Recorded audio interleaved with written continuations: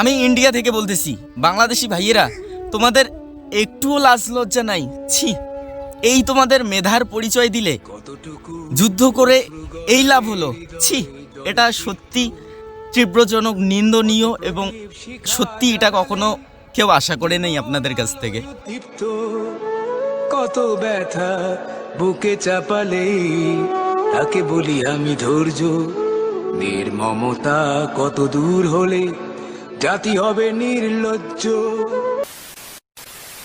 আমার আজকের ভিডিওটা বাংলাদেশের আমার কিছু ভাই ব্রাদার্সদের উদ্দেশ্যে। হ্যাঁ ভাই, আমি ইন্ডিয়া থেকে বলছি। প্রথমেই আপনাদের সবাইকে সালাম জানাই, আসসালামু আলাইকুম। আমি ইন্ডিয়ার একজন আর কি স্টুডেন্ট, আমি কলেজ পড়ুয়া এবং ইন্ডিয়ার একজন স্থানীয় বাসিন্দা বা নাগরিক। হ্যাঁ, আমি আজকে আপনাদেরকে কিছু সত্যি কথা বলতে চলেছি। হ্যাঁ, আর কি জানি না এরপরে আপনারা কি মন্তব্য, কি ধারণা নেবেন আমার সম্পর্কে, সেটাও আমি জানি না। কিন্তু আমার যে কথাগুলো সম্পূর্ণ শুনবেন, তারপরেই আপনারা আমার কমেন্ট সেকশানে মন্তব্য করবেন। অযথা কেউ বাজে মন্তব্য করবে না। ভাই, আপনাদের কাছ থেকে এটা সত্যি আমি আশা করি নাই। এটা একটা সত্যি লজ্জাজনক ব্যাপার।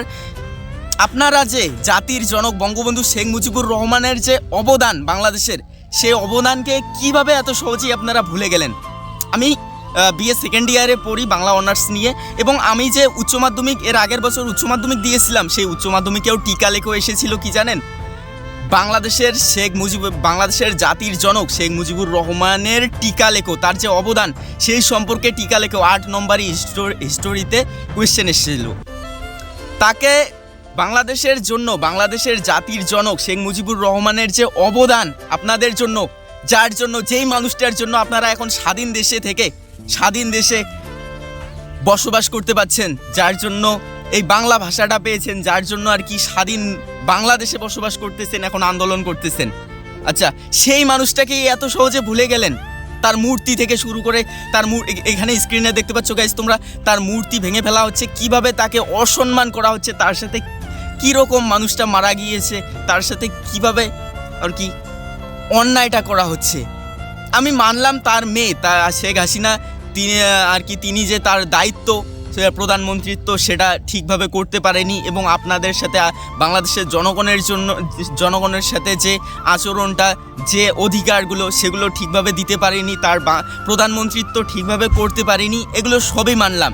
কিন্তু ভাই, যেই মানুষটার জন্য তোমরা বর্তমানে বাংলাদেশ স্বাধীন দেশে বসবাস করতে পারছো, যেই মানুষটা টানা 9 মাস যুদ্ধ করেছিল 1971 সালের, সেই অবদানগুলো এত সহজে ভুলে গেলে, যেগুলো আমরা এখনও আমরা আমাদের বইয়ে পড়ি। আমি ইন্ডিয়া থেকে বলছি। হ্যাঁ, ইন্ডিয়া থেকে বলছি। জাতির জনক বাংলাদেশের শেখ মুজিবুর রহমানের যে অবদান বাংলাদেশের, সেই অবদানটাকে তোমরা এত সহজে ভুলে গেলে, এবং তার সাথে যে ব্যবহারগুলো করা হচ্ছে। আচ্ছা, শেখ হাসিনা তো এখন দেশ ছেড়ে পালিয়েছে, এবং তার বাড়ি থেকে তোমরা যেভাবে লুটপাট করতেছো, তাহলে এগুলোই কি তোমাদের মেধা? আর মৌলানা থেকে শুরু করে, মুখে চাপদারি থেকে শুরু করে, তোমরা দেখতে পাচ্ছ স্ক্রিনে, তার শেখ হাসিনার বাড়ি থেকে সমস্ত কিছু লুটপাট করা হচ্ছে। এমনকি এখানে নারী সমাজকে অপমান করা হয়েছে।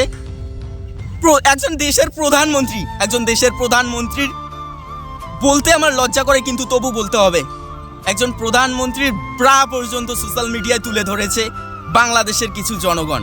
এগুলা কি সত্যি আপনাদের কাছ থেকে আশা করা যায়?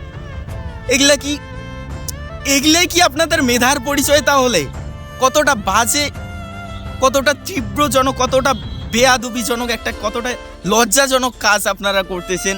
তার বাড়িতে লুট করতেছেন, মাছ থেকে শুরু করে সমস্ত কিছু, আসবাবপত্র সমস্ত কিছু নিয়ে আর কি ভাগাভাগি করতেছেন, সেটাও ভালো কথা।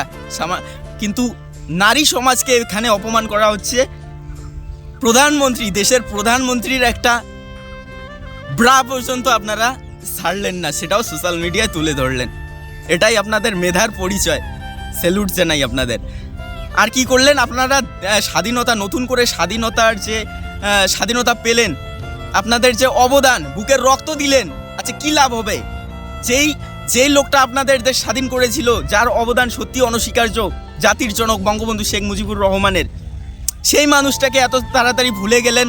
তাকে যেভাবে অপমান করতেছেন, তার মূর্তি যেভাবে ভেঙে ফেলতেছেন, তাহলে আপনারা যে এখন যেভাবে দেশটা স্বাধীন করতেছেন, আপনাদের যে অবদান, তাহলে পরবর্তী প্রজন্ম কি আপনাদের মনে রাখবে? তারাও তো আপনাদের সামনে এই ব্যবহারটাই করবে। এই কথাগুলো আমি কেন বললাম, আমার সত্যি বুকে লেগেছিল, কারণ আমরা এতদিন থেকে বইয়ে পড়ে আসতেছি যে বাংলাদেশের জন্য জাতির জনক বঙ্গবন্ধু শেখ মুজিবুর রহমানের 1971 সালে যে টানা 9টা মাস যুদ্ধ করেছিল, যেভাবে দেশটাকে স্বাধীন করেছিল, তার যে অবদান সত্যি অনস্বীকার্য ছিল বাংলাদেশের কাছে। সেই অবদানটাকে আপনারা এত সহজেই ভুলে গেলেন এবং তার সাথে যে ব্যবহার, যার আজ যে আচরণটা করলেন, তা সত্যি চরম নিন্দনীয় এবং সত্যি লজ্জাজনক ব্যাপার। এটা আপনাদের কাছ থেকে কখনো আশা করা যায় না, কারণ কয়েকদিন থেকে আপনারা যেভাবে স্বাধীনতার জন্য যেভাবে লড়াই করলেন, এটা নিয়ে সবাই গর্ব করছিল, আপনাদেরকে সবাই বাহবা দিচ্ছিল, কিন্তু এত সহজেই আপনাদের আসল চরিত্রটা সোশ্যাল মিডিয়ায় তুলে ধরতেছেন। আর কিছু বলার নাই।